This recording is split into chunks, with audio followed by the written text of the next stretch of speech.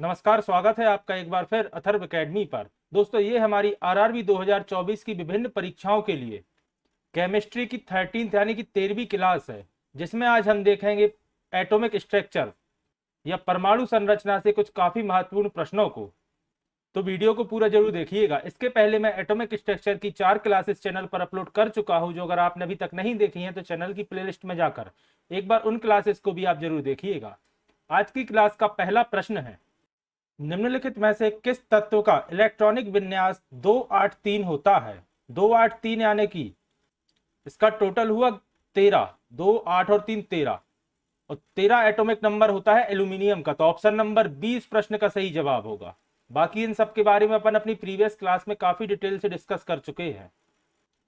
अगला प्रश्न है, एक तत्व के आइसोटॉप का द्रव्यमान 298 है, 298। यदि इसके नाभिक में 196 न्यूट्रॉन है तो इसकी परमाणु संख्या कितनी होगी। तो जैसा कि आप सभी जानते हैं, द्रव्यमान संख्या न्यूट्रॉनों की संख्या एवं प्रोटॉन की संख्या को जोड़ के उनका टोटल होता है, और जितनी प्रोटॉन की संख्या होती है उतनी उसकी परमाणु संख्या होती है, याद रखिएगा। तो अगर अपन 298 में से 196 माइनस करेंगे न्यूट्रॉनों की संख्या, तो बची हुई परमाणु संख्या होगी जो कि एक प्रोटॉन की संख्या होगी। तो अगर 298 में से 196 पर माइनस करते हैं तो बचता है 102। तो ऑप्शन नंबर 20 प्रश्न का सही जवाब होगा। इसमें परमाणु संख्या 102 होगी। अगला प्रश्न है, किसी तत्व का परमाणु क्रमांक नाभिक में मौजूद किसकी संख्या के बराबर होता है। ऑप्शन है इलेक्ट्रॉन और प्रोटॉन, फिर है न्यूट्रॉन, इलेक्ट्रॉन और फिर है प्रोटॉन। तो याद रखिएगा, किसी भी तत्व के परमाणु क्रमांक उसके प्रोटॉन की संख्या के बराबर होता है। तो ऑप्शन नंबर 20 प्रश्न का सही जवाब होगा। और न्यूट्रॉन और प्रोटॉन की कुल संख्या बराबर द्रव्यमान की संख्या होती है, याद रखिएगा। अगला प्रश्न है, एक तत्व के नाभिक में 10 प्रोटॉन है और 17 न्यूट्रॉन उपस्थित हैं, तो इसकी द्रव्यमान संख्या कितनी होगी। तो जैसा कि अभी अपन ने डिस्कस किया, प्रोटॉन एवं न्यूट्रॉन की कुल संख्या बराबर उसकी द्रव्यमान संख्या होती है। तो ऑप्शन नंबर 20 का सही जवाब होगा, उसकी द्रव्यमान संख्या है 27। अगला प्रश्न है, कार्बन परमाणु के बारे में इधर ऊपर याद रखिएगा दिया जाता है परमाणु क्रमांक, और ये दिया जाता है उसका द्रव्यमान संख्या। 6 उसका एटॉमिक नंबर है और 12 उसकी द्रव्यमान संख्या है। से निष्कर्ष निकाला जा सकता है कि इसमें 12 न्यूट्रॉन है और 6 इलेक्ट्रॉन है, इसमें 12 प्रोटॉन है और 6 न्यूट्रॉन है। तो याद रखिएगा, नीचे टोटल में 12 दिया है, यानी कि दोनों होंगे 6-6, और ऊपर जो दी है इसकी परमाणु संख्या है जो कि प्रोटॉन की संख्या के बराबर होती है, यानी कि 6 प्रोटॉन होंगे और उसके अलावा 6 बचे, यानी कि 6 होंगे न्यूट्रॉन। तो ऑप्शन नंबर 20 का सही जवाब होगा। इसमें 6 न्यूट्रॉन और 6 प्रोटॉन होंगे। अगर इसकी जगह 12 की जगह 13 या 14 दिया होता तो याद रखिएगा इसकी प्रोटॉन की संख्या तो 6 ही रहती, और उसके बाद जो बचा होता वो 7 या 8 जो भी माइनस करके बचता वो उसकी न्यूट्रॉन की संख्या होती है, याद रखिएगा। अगला प्रश्न है, हाइड्रोजन अणु का नाभिक किससे बना होता है। तो याद रखिएगा, हाइड्रोजन अणु का नाभिक केवल एक प्रोटॉन से बना होता है। तो ऑप्शन नंबर ए इस प्रश्न का सही जवाब होगा। अगला प्रश्न है, निम्नलिखित तत्वों में से किसका परमाणु द्रव्यमान सबसे कम है। ऑप्शन है नाइट्रोजन, हाइड्रोजन, लिथियम या हीलियम। तो अभी अपन ने डिस्कस किया, हाइड्रोजन का परमाणु द्रव्यमान सबसे कम होता है एवं परमाणु क्रमांक भी सबसे कम होता है, 1 होता है, याद रखिएगा। तो ऑप्शन नंबर 20 का सही जवाब होगा। अगला प्रश्न है, पोटेशियम की परमाणु संख्या 19 है और इसकी द्रव्यमान संख्या 39 है, तो इसके परमाणु में न्यूट्रॉन की संख्या कितनी होगी। तो याद रखिएगा, अगर आपको द्रव्यमान की संख्या दी है और प्रोटॉन या न्यूट्रॉन में से किसी एक की संख्या दी है तो माइनस करके जो भी बचेगा वो उसका सही जवाब होगा। परमाणु संख्या दी है 19, यानी इसमें प्रोटॉन की संख्या है 19 और प्रोटॉन और न्यूट्रॉन मिला के द्रव्यमान संख्या होती है। तो अगर 39 में से 19 को माइनस करेंगे तो बची हुई 20 इसकी न्यूट्रॉन की संख्या है। तो ऑप्शन नंबर ए इसका सही जवाब होगा। अगला प्रश्न है, किसी तत्व की परमाणु संख्या क्या होगी जिसमें 10 प्रोटॉन है और 11 न्यूट्रॉन है। तो याद रखिएगा, प्रोटॉन की संख्या बराबर ही परमाणु संख्या होती है और इनका टोटल करके उनकी द्रव्यमान संख्या होती। तो अगर द्रव्यमान संख्या पूछी जाती तो वह होती 21, लेकिन इन्होंने पूछा है परमाणु संख्या कितनी होगी, वो होगी प्रोटॉन के बराबर 10। तो ऑप्शन नंबर 20 प्रश्न का सही जवाब होगा। अगला प्रश्न है, निम्नलिखित में से किसे एक तत्व के भार की तुलना में एक मूल विशेषता माना जाता है। ऑप्शन है परमाणु द्रव्यमान, परमाणु त्रिज्या, एवोगाड्रो संख्या या परमाणु क्रमांक? तो याद रखिएगा इसका सही जवाब होगा परमाणु क्रमांक। तो ऑप्शन नंबर डी इस प्रश्न का सही जवाब है।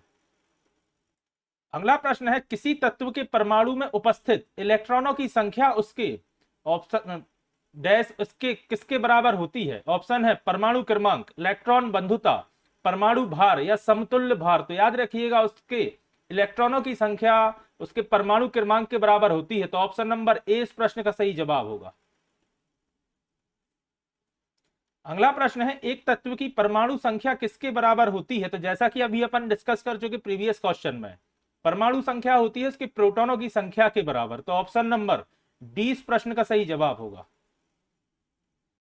अगला प्रश्न है, फ्लोरीन में न्यूट्रॉन, प्रोटॉन और इलेक्ट्रॉन की संख्या कितनी होगी? तो जैसा कि अपन ने अभी डिस्कस किया, यहां पर दी जाती है परमाणु संख्या यानी कि प्रोटॉन की संख्या के बराबर होती है, और उसके अलावा इलेक्ट्रॉन की संख्या भी बराबर होती है, यानी कि 9 प्रोटॉन 9 इलेक्ट्रॉन, और टोटल द्रव्यमान संख्या 19 दी गई, यानी कि न्यूट्रॉन की संख्या 10 होगी। 10 न्यूट्रॉन और 9 प्रोटॉन मिला के द्रव्यमान संख्या 19। तो ऑप्शन नंबर सी इस प्रश्न का सही जवाब होगा। अगला प्रश्न है, एक तत्व के समस्थानिकों के अणु के द्रव्यमान में अंतर का क्या कारण है? यानी कि समस्थानिक यानी कि आइसोटॉप्स में उसके द्रव्यमान की संख्या में अंतर क्या रहता है, मतलब क्यों रहता है? उनके नाभिक में प्रोटॉन की संख्या अलग अलग होती है, जबकि याद रखिएगा समस्थानिक में प्रोटॉनों की संख्या बराबर होती है। उनके नाभिक में न्यूट्रॉन की संख्या अलग अलग होती है। तो ऑप्शन नंबर 20 का सही जवाब होगा। क्या रहता है? प्रोटॉन की संख्या सेम रहती है लेकिन न्यूट्रॉन की संख्या अलग अलग रहती है, इस कारण से उनका द्रव्यमान चेंज हो जाता है। तो ऑप्शन नंबर 20 प्रश्न का सही जवाब होगा। अगला प्रश्न है, हाइड्रोजन के समस्थानिक ड्यूटेरियम में होते हैं। ऑप्शन है 0 न्यूट्रॉन और 1 प्रोटॉन, 1 प्रोटॉन और 1 न्यूट्रॉन, 1 इलेक्ट्रॉन और 2 न्यूट्रॉन, या ये 1 न्यूट्रॉन और 2 प्रोटॉन। तो याद रखिएगा हाइड्रोजन के समस्थानिक ड्यूटेरियम में होता है 1 प्रोटॉन और 1 न्यूट्रॉन। तो ऑप्शन नंबर 20 प्रश्न का सही जवाब होगा। अगला प्रश्न है, बॉयल के नियम के अनुसार, याद रखिएगा बॉयल का नियम गैस से संबंधित नियम होता है। नियम आयतन पर किसी गैस का दाब तापमान के अनुक्रमानुपाती होता है, यानी कि इन्होंने बोला है प्रेशर डायरेक्टली प्रोपोर्शनल होता है तापमान यानी टेम्परेचर का। फिर है नियम तापमान पर दिए गए किसी गैस के द्रव्यमान के दाब तथा आयतन का गुणनफल स्थिर रहता है, यानी कि तापमान दिए गए किसी गैस के द्रव्यमान और आयतन के गुणनफल पर स्थिर रहता है, यानी कि पी भी बराबर स्थिर रहेगा, स्थिरांक रहेगा। फिर कहा गया है नियम दाब पर किसी गैस का आयतन तापमान के अनुक्रमानुपाती होता है, यानी कि आयतन यानी वॉल्यूम इसके टेम्परेचर का डायरेक्टली प्रोपोर्शनल होगा। फिर कहा गया है नियम तापमान पर किसी गैस का दाब आयतन के अनुक्रमानुपाती होता है, यानी कि प्रेशर वॉल्यूम के डायरेक्टली प्रोपोर्शनल होगा। तो इन चारों ऑप्शन में से ऑप्शन नंबर इसका बी सही रहेगा। इसका प्रेशर इंटू वॉल्यूम स्थिरांक रहता है गैस का, याद रखिएगा। तो ऑप्शन नंबर 20 का सही जवाब होगा। नियम तापमान पर दिए गए किसी गैस के द्रव्यमान के दाब तथा आयतन का गुणनफल स्थिर रहता है, यानी प्रेशर इंटू वॉल्यूम हमेशा स्थिर रहेगा। तो ऑप्शन नंबर 20 प्रश्न का सही जवाब होगा, और इसे ही बॉयल का नियम कहा जाता है, याद रखिएगा। अगला प्रश्न है, समान द्रव्यमान संख्या लेकिन विभिन्न परमाणु क्रमांक वाले परमाणुओं को किस रूप से जाना जाता है? तो याद रखिएगा समान द्रव्यमान संख्या है, यानी कि द्रव्यमान संख्या बराबर है और परमाणु क्रमांक एटॉमिक नंबर अलग है, तो उसे कहा जाता है आइसोबार। तो ऑप्शन नंबर डी का सही जवाब होगा। और अगर उल्टा दिया जाता कि द्रव्यमान संख्या अलग अलग है और परमाणु क्रमांक सेम है, तो उसे समस्थानिक या आइसोटोप कहा जाता है, याद रखिएगा। अगला प्रश्न है, निम्नलिखित में से कौन सा किसी तत्व के समस्थानिकों का गुण है? ऑप्शन दिए गए हैं, उनके परमाणु द्रव्यमान समान होते हैं, जो कि गलत है। उनके परमाणु क्रमांक समान होते हैं और द्रव्यमान होते हैं अलग अलग। फिर दिया है उनके परमाणु क्रमांक समान होते हैं, तो 20 का सही होगा। यह भिन्न भौतिक गुण प्रदर्शित करते हैं, इसका भी सही होगा। फिजिकल प्रॉपर्टीज इनकी लगभग डिफरेंट रहती हैं, भिन्न रहती हैं। यह समान रासायनिक गुण प्रदर्शित करते हैं, यह भी सही है। केमिकल प्रॉपर्टीज इनकी सही रहती, मतलब सेम रहती है, लेकिन फिजिकल प्रॉपर्टीज चेंज रहती हैं। और परमाणु क्रमांक समान रहता है लेकिन द्रव्यमान संख्या अलग अलग रहती है, लेकिन इन्होंने कहा है समान रहती, जो कि ए गलत होगा। तो BCD इस प्रश्न का सही जवाब है, यानी ऑप्शन नंबर BCD 20 का सही जवाब होगा, BCD। अगला प्रश्न है, जब आप एक परमाणु के न्यूट्रॉन की संख्या को बदल देते हैं तो उसका क्या बदल जाता है? तो याद रखिएगा, अगर आप न्यूट्रॉन की संख्या चेंज करते हैं तो उसकी परमाणु संख्या तो सेम रहेगी, लेकिन उसके द्रव्यमान में आ जाएगा चेंज, और उसे समस्थानिक यानी कि आइसोटॉप्स कहा जाता है। तो ऑप्शन नंबर ए इस प्रश्न का सही जवाब होगा। परमाणु क्रमांक सेम रहेगा, लेकिन न्यूट्रॉन की संख्या अगर चेंज कर देंगे तो द्रव्यमान चेंज हो जाएगा, और उसे समस्थानिक कहा जाता है। अगला प्रश्न है, निम्न में से कौन विसरित नहीं है? विसरित नहीं है का मतलब इसका विसरण नहीं होता है। ऑप्शन दिया गया है अगरबत्ती का धुआं, इत्र की वाष्प, फिर है धुआं, और फिर है मेथी पाउडर। तो याद रखिएगा, इन चारों में से सिर्फ मेथी पाउडर विसरित नहीं है, यानी कि इसका विसरण नहीं होगा, बाकी इन तीनों का होता है। इसका कारण है यह तीनों गैस के फॉर्म में है, लेकिन मेथी पाउडर सॉलिड होता है, और विसरण का मतलब होता है समान अनुपात में फैलना, तो सिर्फ गैस फैलती है। अगला प्रश्न है, अभिलाक्षणिक गैस समीकरण PV = nRT किस गैस के लिए सही प्रकार से लागू होता है? तो याद रखिएगा, यह फॉर्मूला होता है एक आदर्श गैस के लिए, यानी कि इस कॉन्सेप्ट को अगर कोई गैस पूरा कर रही है तो वह आदर्श गैस है। तो ऑप्शन नंबर सी इसका सही जवाब होगा, आदर्श गैस। PV = nRT याद रखिएगा। अगला प्रश्न है, आइसोटॉप्स या समस्थानिक क्या होते हैं? ऑप्शन है, एक तत्व के परमाणु जो समान परमाणु क्रमांक और द्रव्यमान संख्या रखते हैं, इसके लिए उनके भौतिक गुण समान होते हैं। तो याद रखिएगा, समस्थानिक और आइसोटॉप्स में परमाणु क्रमांक तो समान होते हैं, सही दिया है, लेकिन द्रव्यमान संख्या अलग अलग होती है और भौतिक गुण भी अलग होते हैं। तो ऑप्शन नंबर ए तो इसका गलत होगा। फिर दिया है, एक तत्व के भिन्न रूप जिनमें एक ही परमाणु संख्या और द्रव्यमान संख्या है लेकिन भौतिक गुण भिन्न है। तो इसमें परमाणु संख्या सेम दिया है और भौतिक गुण भिन्न दिए हैं, ये दोनों सही है, लेकिन द्रव्यमान संख्या सेम है, तो यह भी गलत होगा। फिर दिया है, एक तत्व के परमाणु जिनके एक ही द्रव्यमान संख्या है लेकिन परमाणु क्रमांक भिन्न है, तो उन्हें आइसोबार कहा जाता है, ना कि आइसोटॉप्स। फिर है, एक तत्व के परमाणु जिनमें समान प्रोटॉन संख्या लेकिन द्रव्यमान संख्या भिन्न है। तो याद रखिएगा, इन्होंने यहां कंफ्यूज करने के लिए कहा है समान प्रोटॉन संख्या, जो होता है परमाणु क्रमांक के बराबर, मतलब इनका मतलब है कि परमाणु क्रमांक समान है लेकिन द्रव्यमान संख्या भिन्न है। तो ऑप्शन नंबर डी इसका सही जवाब होगा। ये चारों ऑप्शन डिटेल में पढ़ने के पीछे कारण यही था कि कई बार कंफ्यूज करने के लिए इस तरह से दे देते हैं कि समान प्रोटॉन संख्या है जो कि परमाणु क्रमांक के बराबर होती है। अगला प्रश्न है, 27 डिग्री तापमान पर आदर्श गैस को स्थिर दाब पर तब तक गर्म किया जाता है जब तक इस गैस का आयतन 2 गुना ना हो जाए, यानी कि वॉल्यूम डबल ना हो जाए। तो गैस का अंतिम तापमान क्या होगा? 27 डिग्री तापमान पर आदर्श गैस को स्थिर दाब पर तब तक गर्म किया जाता है, तो अंतिम टेम्परेचर होगा 327 डिग्री। तो ऑप्शन नंबर 20 प्रश्न का सही जवाब होगा, 327 डिग्री सेल्सियस। अगला प्रश्न है, समभारिकों में किसकी संख्या समान होती है? ऑप्शन है, यहां मिसप्रिंट हो गई, आयन लिखा था, आयन, नाभिक, इलेक्ट्रॉन या प्रोटॉन। तो याद रखिएगा, समभारिकों में नाभिक की संख्या समान होती है, तो ऑप्शन नंबर 20 प्रश्न का सही जवाब होगा। याद रखिएगा, समभारिक में होती है द्रव्यमान संख्या बराबर, लेकिन आपको ऑप्शन कंफ्यूज करने के लिए इस तरह दिए जाते हैं कि नाभिक की संख्या मतलब प्रोटॉन और न्यूट्रॉन का टोटल, जो कि द्रव्यमान संख्या के बराबर होता है, और वही समभारिक कहलाते हैं। तो ऑप्शन नंबर 20 का सही जवाब होगा, नाभिक की संख्या। अगला प्रश्न है, जिस तापमान पर किसी गैस का आयतन शून्य हो जाता है उसको क्या कहते हैं? तो याद रखिएगा, उसे कहा जाता है परम शून्य तापमान। तो ऑप्शन नंबर 20 का सही जवाब होगा। अगला प्रश्न है, वह अवधारणा कि एक तत्व के सभी परमाणु समान होते हैं किसकी खोज से गलत सिद्ध किया गया था? ऑप्शन है, अपरूपता, समस्थानिक, रेडियोधर्मिता या समभारिता। तो याद रखिएगा, यह अवधारणा कि सभी तत्व के परमाणु समान होते हैं, समस्थानिक की खोज के बाद इसे गलत सिद्ध किया गया था। तो ऑप्शन नंबर 20 प्रश्न का सही जवाब होगा।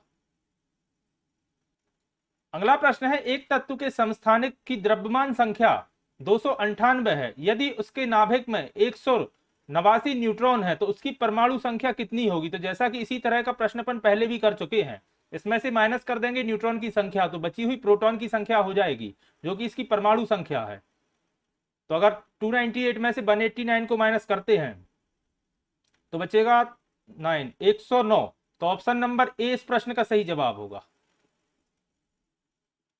109 उस तत्व की परमाणु संख्या है।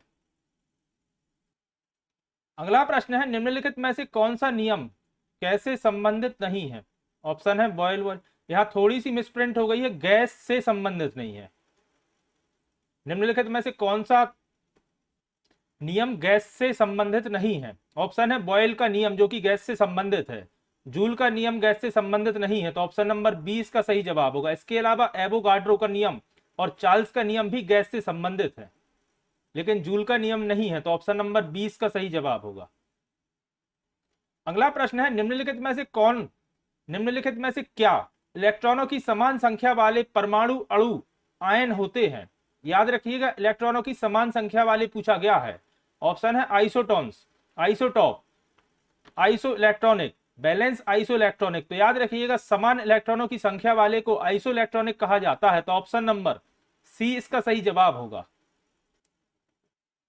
अगला प्रश्न है, किसकी रासायनिक विशेषताएं एक समान होती हैं परंतु परमाणु द्रव्यमान भिन्न होता है? तो अभी अपन ने डिस्कस किया समस्थानिक की, तो ऑप्शन नंबर 20 प्रश्न का सही जवाब होगा। अगला प्रश्न है, मैरी क्यूरी ने किसकी खोज के लिए नोबेल पुरस्कार प्राप्त किया था? तो आप सभी जानते हैं मैरी क्यूरी ने, या मैडम क्यूरी भी आपको ऑप्शन में कई जगह मिल सकता है, रेडियम की खोज के लिए इन्हें नोबेल पुरस्कार से सम्मानित किया गया था। अगला प्रश्न है, निम्न में से त्रिसंयोजक तत्व कौन सा है? ऑप्शन है बोरॉन, जो कि है, इंडियम भी है और एल्यूमिनियम भी है, तो ऑप्शन नंबर डी इसका सही जवाब होगा। यह सभी त्रिसंयोजक तत्व याद रखिएगा। अगला प्रश्न है, परमाणु के भीतर न्यूट्रॉन द्वारा प्रोटॉन पर आरोपित बल क्या कहलाता है? तो दोस्तों इसे ही नाभिकीय बल कहा जाता है, तो ऑप्शन नंबर ए इसका सही जवाब होगा, नाभिकीय बल। अगला प्रश्न है, विसरण के बारे में निम्नलिखित में से क्या सही नहीं है? ऑप्शन है गैसों के विसरण की दर उनके आयतन पर निर्भर करती है, तो यह गलत है। ऑप्शन नंबर ए इसका सही जवाब होगा, क्योंकि उन्होंने पूछा था नहीं है। इसके अलावा याद रखिएगा, विसरण के कण उच्च सांद्रता से निम्न सांद्रता की ओर गति करते हैं, जो कि सही है। और यह पॉइंट इसलिए इंपॉर्टेंट है क्योंकि इनसे भी प्रश्न बन जाते हैं कई बार। गैसों के विसरण की दर ठोस और द्रव की तुलना में अधिक होती है, जो कि सही है, क्योंकि गैस विसरण का मतलब होता है फैलना, या कह सकते हैं फैल के मिक्स होना। यानी कि एग्जाम्पल के तौर पे अगर दो तरह की या दो से ज्यादा तरह की गैसेस हवा में स्प्रेड आउट हो रही हैं, तो उनके बीच में विसरण होगा, यानी कि वह आसानी से मिक्स हो सकेंगी। लेकिन यह चीज ठोस में और लिक्विड में गैस के कंपैरिजन में कठिन होती है, और विसरण को इंग्लिश में कहा जाता है डिफ्यूजन, याद रखिएगा। फिर दिया गया है, विसरण केवल तभी संभव है जब पदार्थ के कण लगातार गतिमान अवस्था में हो, तो यह भी सही है। इन्होंने पूछा था प्रश्न में गलत कौन सा है, तो ऑप्शन नंबर ए इसका सही जवाब होगा, जो कि गलत है। अगला प्रश्न है, क्योंकि कार्बन चतुसंयोजक होने के कारण और उसके सह संयोजक बंध बनाने के कारण कार्बन क्या दर्शाता है? ऑप्शन है हाइड्रोकार्बन, एकल संयोजक बंध, अपरूपता या श्रृंखला बंध। तो याद रखिएगा, कार्बन श्रृंखला बंध दर्शाता है, तो ऑप्शन नंबर डी इस प्रश्न का सही जवाब होगा, श्रृंखला बंधन। अगला प्रश्न है, वह रासायनिक बल कौन सा है जिसमें परमाणुओं के संयोजन से अणुओं का निर्माण होता है? ऑप्शन है नाभिकीय बल, लघु रेंज बल, विद्युत स्थैतिक बल या गुरुत्वीय बल। तो याद रखिएगा, उसे विद्युत स्थैतिक बल कहा जाता है, जिसमें परमाणुओं के संयोजन से अणुओं का निर्माण होता है। अगला प्रश्न है, परमाणु बलों के सिद्धांत की खोज किसने की थी? दोस्तों काफी महत्वपूर्ण प्रश्न है, और याद रखिएगा, हुदेकी युकावा ने परमाणु बलों के सिद्धांत की खोज की थी। अगला प्रश्न है, प्रायः धनावेशित तत्वों की संयोजकता कितनी होती है? तो याद रखिएगा, धनावेशित तत्वों की संयोजकता होती है 1, 2 या 3, तो ऑप्शन नंबर डी इसका सही जवाब होगा। अगला प्रश्न है, परमाणुओं से प्राप्त ऊर्जा को क्या कहते हैं? तो इसे तो नाम से ही आप समझ रहे होंगे, परमाणुओं से प्राप्त ऊर्जा को नाभिकीय ऊर्जा कहा जाता है, तो ऑप्शन नंबर ए इस प्रश्न का सही जवाब होगा। अगला प्रश्न है, गैस की मात्रा व्युक्त क्रमानुपाती होती है किसमें? दाब में, समय के, घनत्व के या द्रव्यमान के? तो याद रखिएगा, गैस की मात्रा वियुक्त क्रमानुपाती होती है दाब के। तो ऑप्शन नंबर ए इसका सही जवाब होगा, प्रेशर या दाब। तो ऑप्शन नंबर ए इसका सही जवाब है। तो दोस्तों ये थी हमारी एटॉमिक स्ट्रक्चर की 5वीं क्लास, जिसमें आज हमने परमाणु संरचना या एटॉमिक स्ट्रक्चर से संबंधित कुछ काफी महत्वपूर्ण प्रश्नों को डिस्कस किया। आशा करता हूं आज की क्लास आपके लिए पसंद आई होगी। अगर आज की क्लास आपको पसंद आई है तो वीडियो को लाइक करें, कमेंट करें, और अभी तक अगर आपने अथर्व एकेडमी चैनल को सब्सक्राइब नहीं किया है तो चैनल को सब्सक्राइब करें एवं ज्यादा से ज्यादा लोगों तक शेयर करें। जल्दी ही फिर हाजिर होता हूं अपनी नेक्स्ट क्लास के साथ। धन्यवाद दोस्तों।